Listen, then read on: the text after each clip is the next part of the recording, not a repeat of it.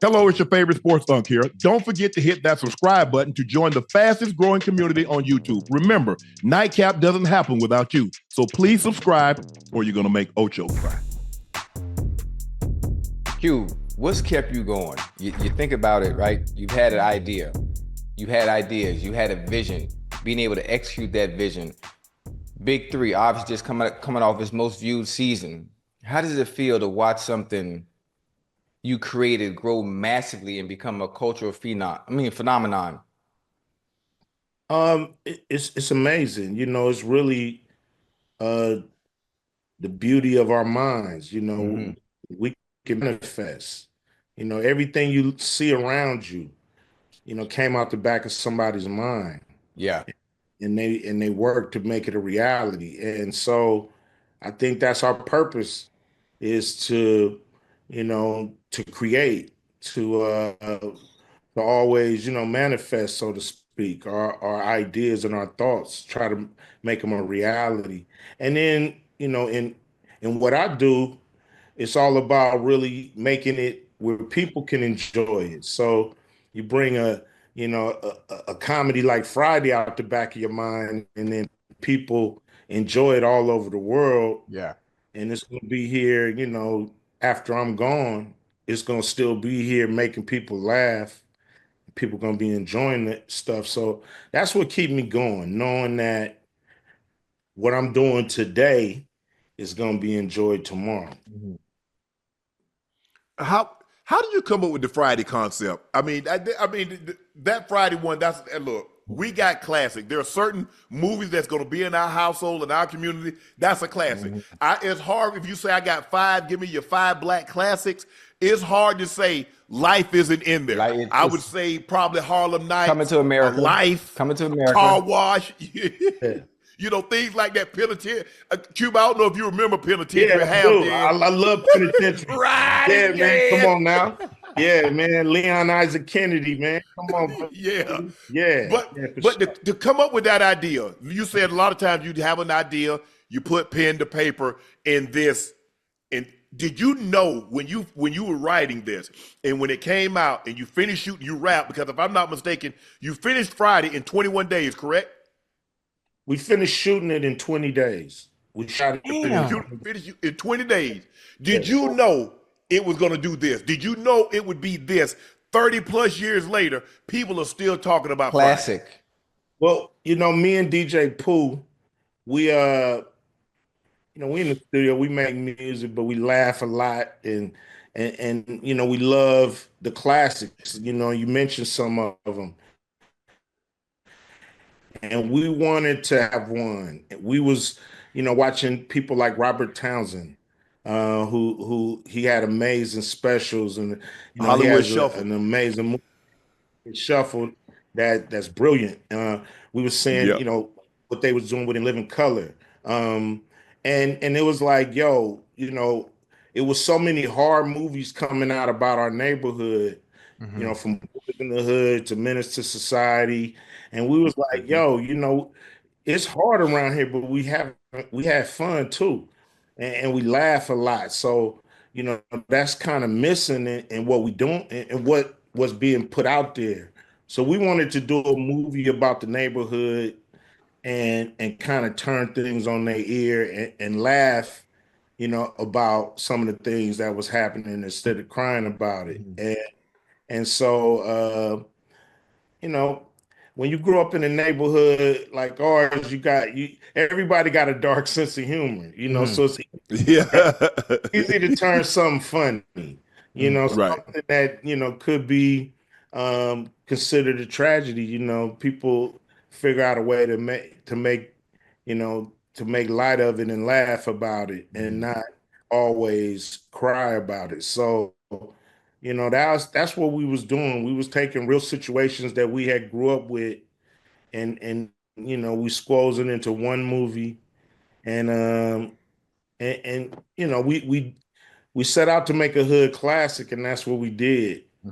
So it was mission accomplished, but we couldn't have got it done without people like F. Gary Gray, who it was his first movie.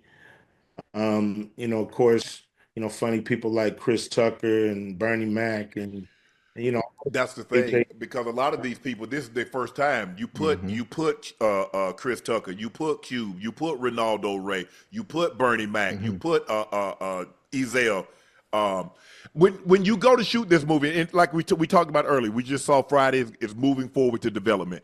If you don't mind, can you give us a little insight, because a lot of the original people that was in Friday is going on. Mm-hmm. You know, DC Curry was another comedian that's been Mm-hmm. in more. Some more has been in your movies. You like to get, especially comedians that might not be household names, and we go back and like, man, Bernie Mac with the preacher coming over there at Miss Parker's house. Mm-hmm. Yeah, the thing is, to me, there's a lot of funny people out there, Yes, and a lot of funny people came and audition for these movies. Some of them didn't get the parts, and that's not because they wasn't funny. It was because they wasn't perfect for that character. Mm. At the end of okay, the day, these are still characters in a movie, and we all know the neighborhood and all the different types of people that we run across. And so you want to have somebody that really embodies the character more than just a guy who can make you laugh. Mm-hmm. And correct. so I'm looking for something, a little different than most people. That's why I'm able to pick people that, are not so-called household names, and I could see them as these characters and able to put them in a situation where they can win. And so we're gonna do the same thing. There's still a lot of people from the movie characters that's here with us. Mm-hmm. Hopefully, a lot of them want to be part of the movie. We're gonna have a funny movie full of funny characters. It's gonna be some old characters, but also gonna be some new characters, Right. Now, new people, new, new names, new mm-hmm. situations. Um, The only thing for certain is Craig and Day Day is back.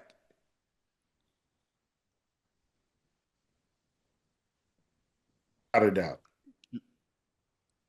Cube, you got to upgrade. You might need to get that Boost Mobile bundle put in there, because your Wi-Fi tripping. Is that right? That's me. I thought That's you. Yeah, that's you.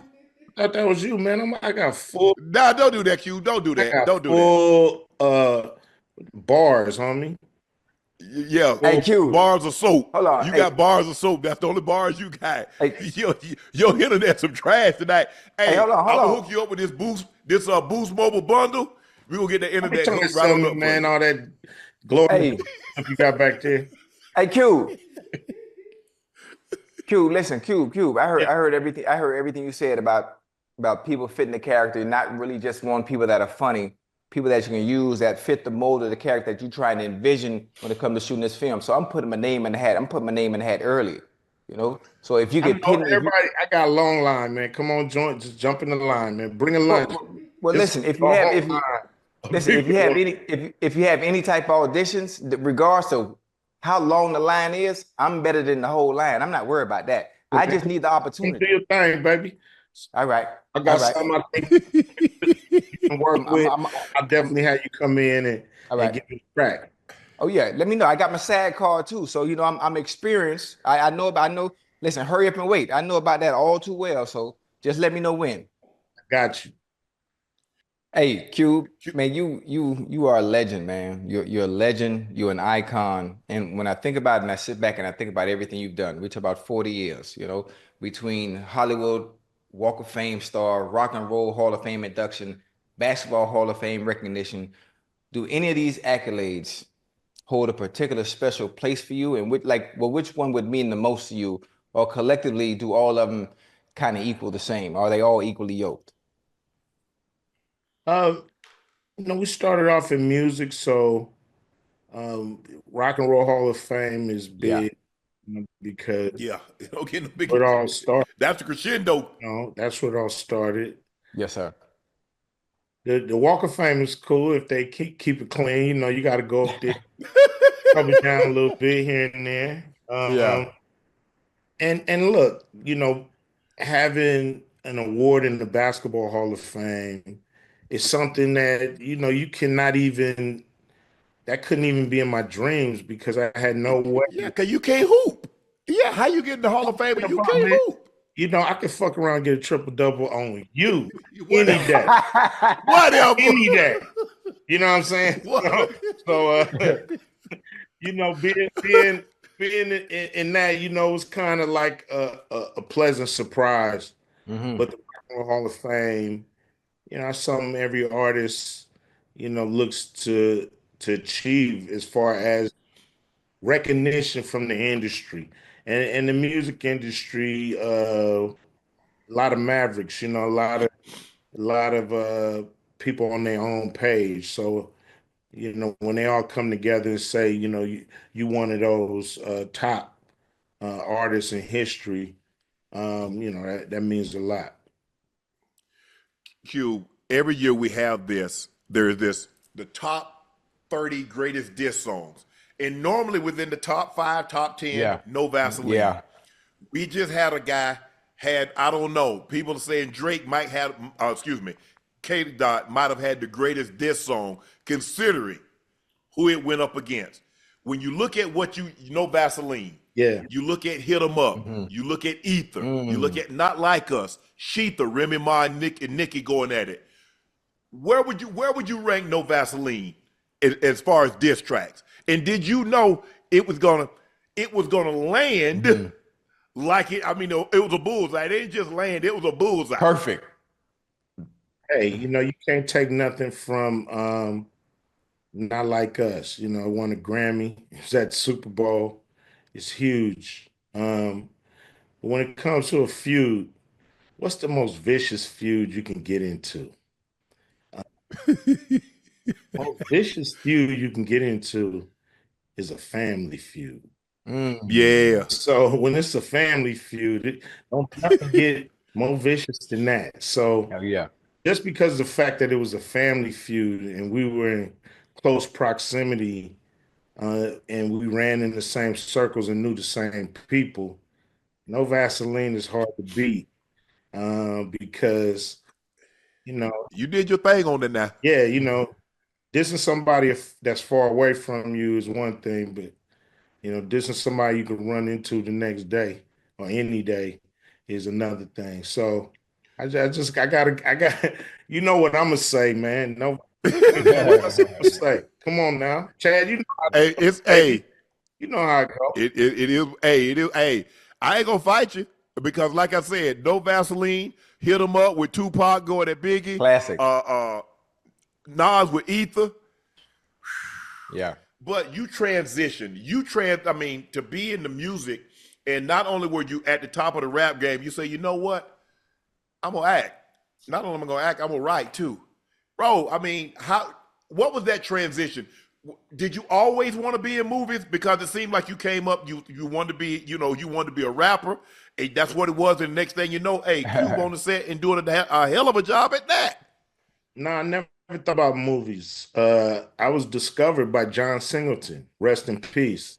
He uh he saw something in me. You know, he was writing a movie and he saw, you know, from the videos, from my interviews, that I could do it. And he convinced me that I can do it. And I trusted him. And in the process of making the movie, you know, John Singleton would keep like picture frames of all his rejection letters. Wow. So Mm. he sent Boys in the Hood the script to a lot of studios, and they all rejected him for whatever reason until Columbia picked it up. But he would keep those letters saying why the movie would never work, and he kept them as motivation. One day I was in his house, and he asked me when was I going to write a movie. He said, you'll never get another movie like Boys in the Hood unless you write it. And so that just opened my brain to I left that day, me and my wife Kim, she was my girlfriend then. We went to the Mac store and bought a computer, bought Final Draft, and started trying to figure out what was the script I was gonna write. And I wrote a few, he helped me through it.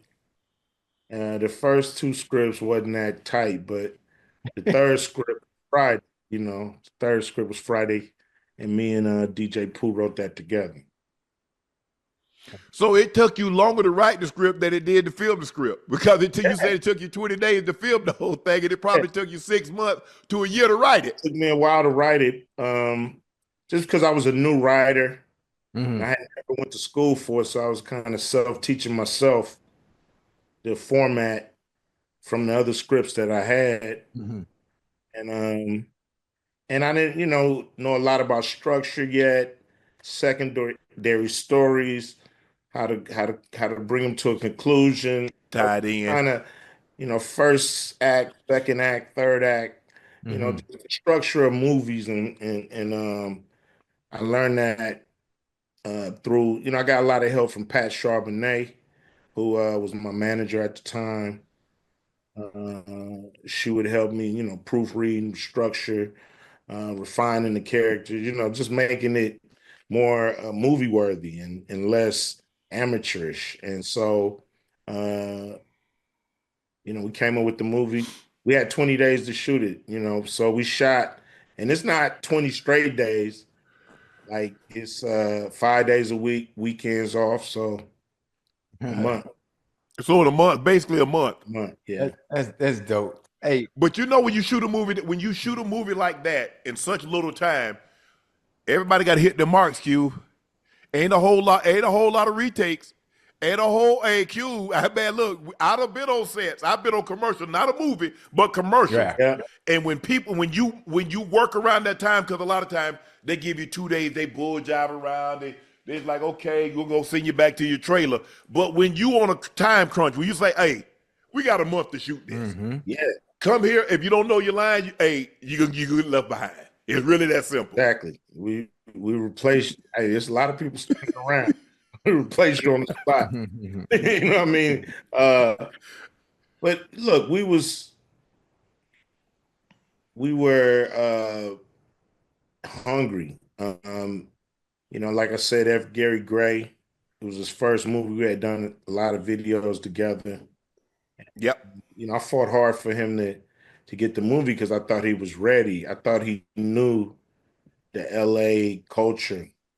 Mm-hmm. He grew up right there. We filmed it on his street.